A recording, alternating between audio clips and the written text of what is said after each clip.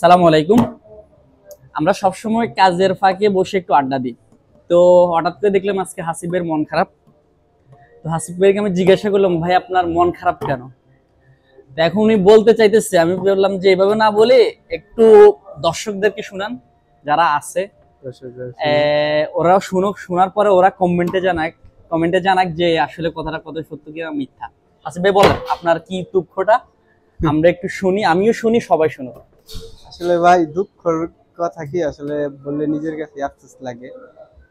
আসলে মানুষ মানুষের কাছে টাকা ধার পাইয়া পায় না, আর আমি শালার হাইট গে টাকা দেওয়া আমি তার কাছ থেকে ব্যাক পাইনি। মানে না চাইতেই দিয়ে দিলে কথা আছে না, যে কি না চাইতেই কেউ কিছু পেয়ে গেলে সেটা মনে বুঝে, তা আমার সেই দোষ, আমি হাইট গে দিছি, এখন আমার দরকার সে টাকাগুলো ফেরত দেন। দুঃখের এই বিষয়। যে 3-4টা মানুষের দিছি, কেউই টাকাগুলো রিটার্ন দিতেছে না। নিজের টাকার জন্য তার পাও ধরতে হয়।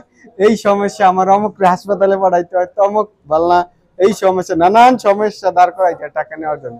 আসলে আমার আসলে আফসোস। প্রশ্নটা হচ্ছে আপনাদের কাছে, এটা বেশিরভাগই বাঙালিদের ভিতরে আমরা এটা দেখি, প্রয়োজন হইলে আপনাকে খুবই বিরক্ত করবে, খুবই আপনার তার মানে আপনার দুর্বলতাটা প্রকাশ হবে যে ভাই আমার প্রয়োজন।